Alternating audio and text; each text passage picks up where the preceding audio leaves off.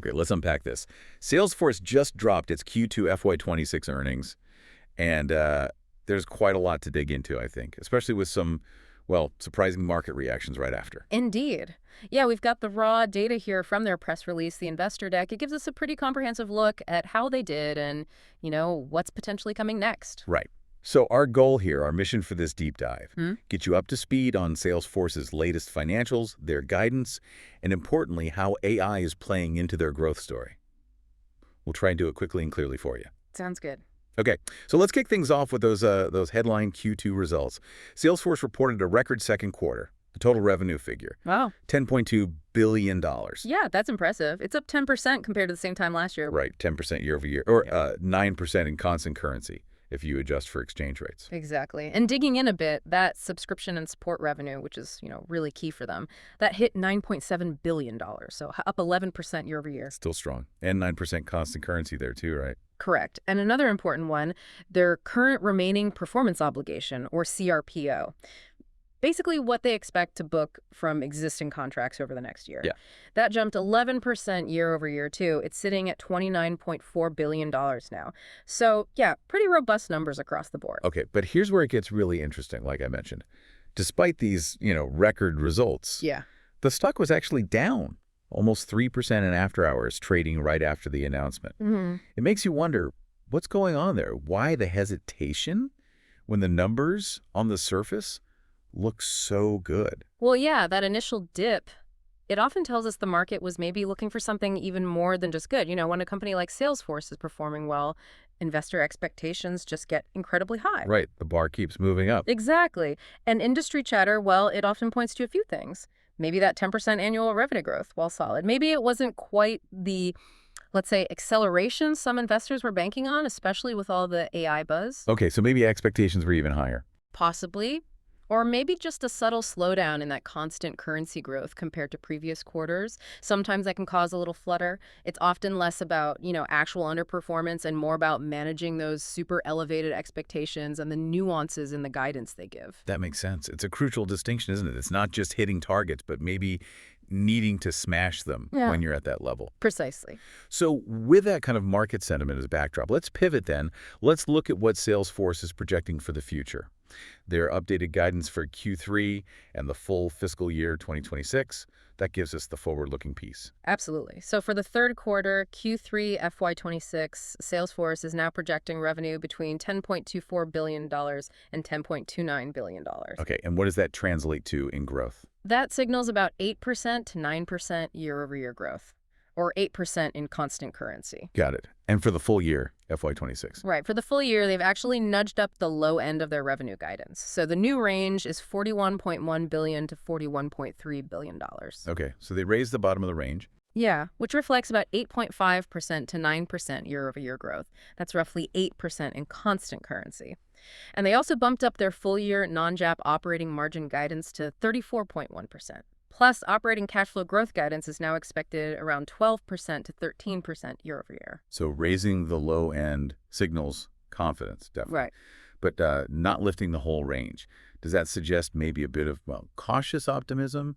Or is it just standard practice, maybe under-promise, over-deliver, especially now? I think it's often a bit of both and probably a smart strategy. Raising the low end clearly shows they feel good about their pipeline, their current trajectory, especially with the AI story we'll get into. Right. But yeah, in this kind of economic climate, a degree of caution is just prudent. It gives them room to potentially beat expectations later, which the market loves, while still signaling strength right now. Okay, that makes sense. So beyond the top line and the future view, what about the bottom line? Profitability in Q2. Their second quarter GAAP operating margin was 22.8%. The non-GAAP was 34.3%. That non-GAAP figure, that's up 60 basis points year over year. Shows better efficiency, right? Yeah, it does. And maybe it's worth quickly explaining the GAAP versus non-GAAP thing again. Great idea. So GAAP, generally accepted accounting principles, that's the official standard, includes everything. Non-GAAP, though, is an adjusted view the company provides. They usually pull out specific things, like stock-based compensation, amortization from acquisitions, maybe one-off restructuring costs. Things they see as not part of the regular ongoing operation. Exactly. They use it to give you, hopefully, a clearer picture of their core operations operational performance, stripping out noise, basically. It's not about hiding things. It's offering a different lens on the underlying business engine. And yeah, that 60 basis point expansion is a good sign. They're getting more profitable on core ops. Okay, helpful clarification. And speaking of operations, what about cash generation? Net cash from operating activities was $740 million. Free cash flow, $605 million for the quarter. Although that operating cash flow was down 17% year over year for the quarter. They mentioned seasonality, though. Yeah, and that seasonality point is really key. I mean, a 17% dip might look concerning at first glance, but you have to factor in the typical Q2 collections patterns. And importantly, look at their full year cash flow guidance. Right, that 12% to 13% growth for the full year. Exactly. That strong full year outlook tells a more complete story. And, this kind of robust cash generation ability, it's one reason why maybe that little stock dip we talked about might be seen by some longer term folks as, well, maybe a buying opportunity. It shows a healthy company that can fund its own growth and return capital. And they are certainly returning capital. Salesforce returned $2.6 billion to shareholders in Q2. That includes $2.2 billion in share buybacks and about $399 million in dividends. And the really big news here, they announced a massive $20 billion increase to their share repurchase program.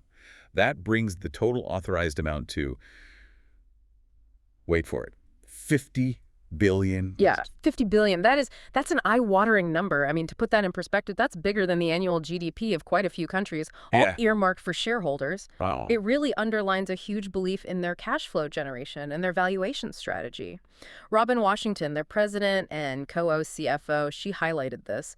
She talked about their ability to drive profitable growth and deliver strong returns. And they've already repurchased $24.3 billion since the program started. It sends a very strong message about management's confidence. No kidding. A $50 billion authorization is a serious statement.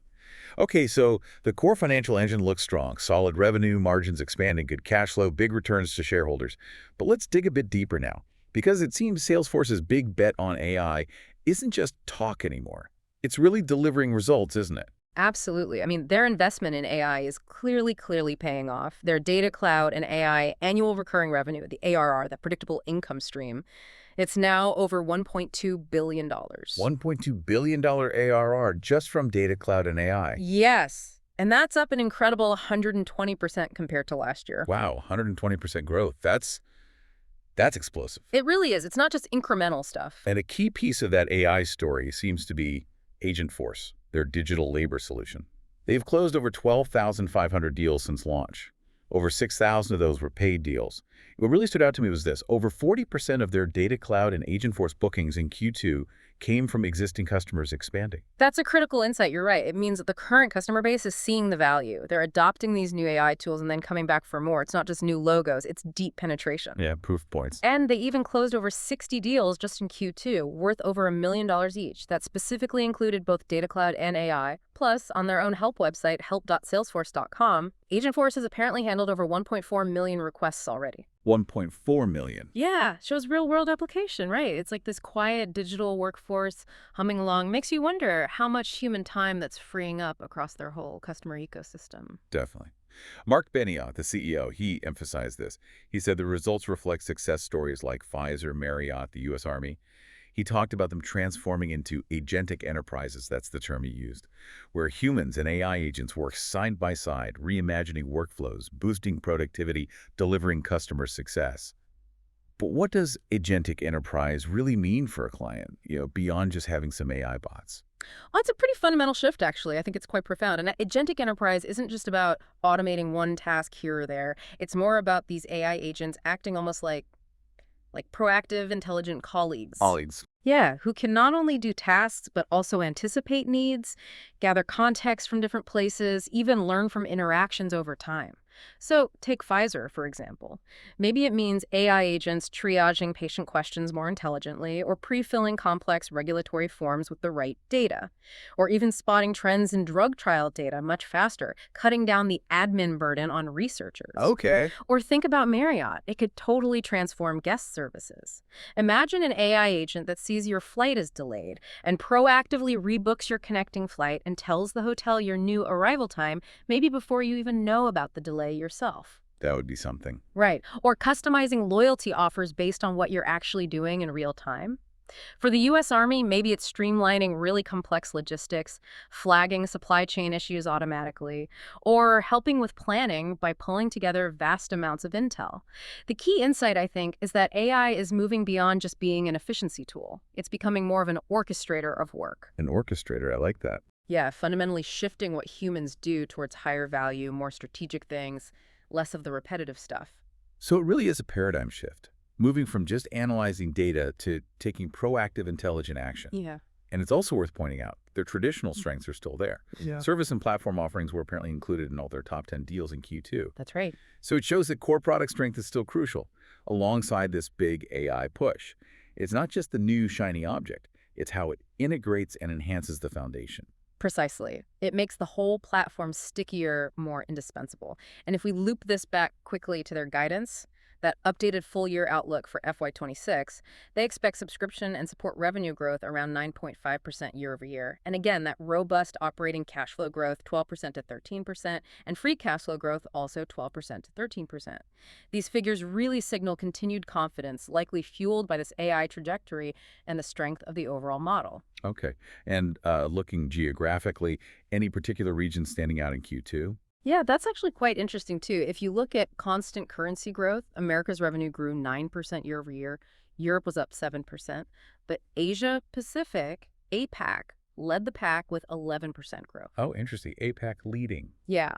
And Q2 regional bookings growth was really anchored by strong results in the US, but also the Netherlands and Switzerland internationally. Yeah. That APAC leadership, though, it's significant. It shows they're making good inroads into key emerging markets. Potentially diversifying growth beyond the more mature regions, that's a really crucial long-term play for global growth. Good point. And drilling down into the product segments within subscription and support, where's the strongest growth? Right, within subscription and support, looking at constant currency again, platform and others saw a really strong 16% year-over-year growth. That's a standout. Integration and analytics also grew nicely at 12%. And then sales and service, their traditional big engines, both grew a solid 8%. So healthy, diversified growth then. Good performance in the core, plus strong acceleration in areas like platform and integration. Exactly. It suggests a nice balance between their established offerings and these newer high-growth areas that often tie into that broader data and AI strategy. Okay, so let's try and wrap this up. We've covered a lot of ground. Salesforce delivered strong Q2 results, definitely beat guidance across the board. We saw impressive growth, especially in AI and data cloud ARR, and that huge boost to the share repurchase program is a major signal. Yet, there was that initial market hesitation we started with, that slight dip in the stock. It really seems like investors are trying to weigh this solid current performance against maybe even higher future expectations, particularly for how quickly AI will accelerate things further. Absolutely. The market is always trying to look ahead, isn't it? And while Salesforce is clearly executing really well on this agentic enterprise vision, that initial dip just highlights how investors are constantly recalibrating. They're looking at the pace of growth, the long-term potential, and comparing it against their own often very high forecasts. Yeah. And I think this brings up a really important question, maybe for you, our listener, to think about. Considering Salesforce's heavy investment and obvious growth in AI, how do you actually see this agentic enterprise vision playing out? How might it reshape future business workflows in your industry, or maybe even your own job? And what could that mean for Salesforce's long-term value, beyond just these quarterly ups and downs? Is this truly the future of how we'll work? Yeah, is it? And how will it change things? Definitely something to ponder as you connect the dots from this deep dive. We hope this shortcut to being well-informed helps you navigate the news around Salesforce's latest quarter. Until next time.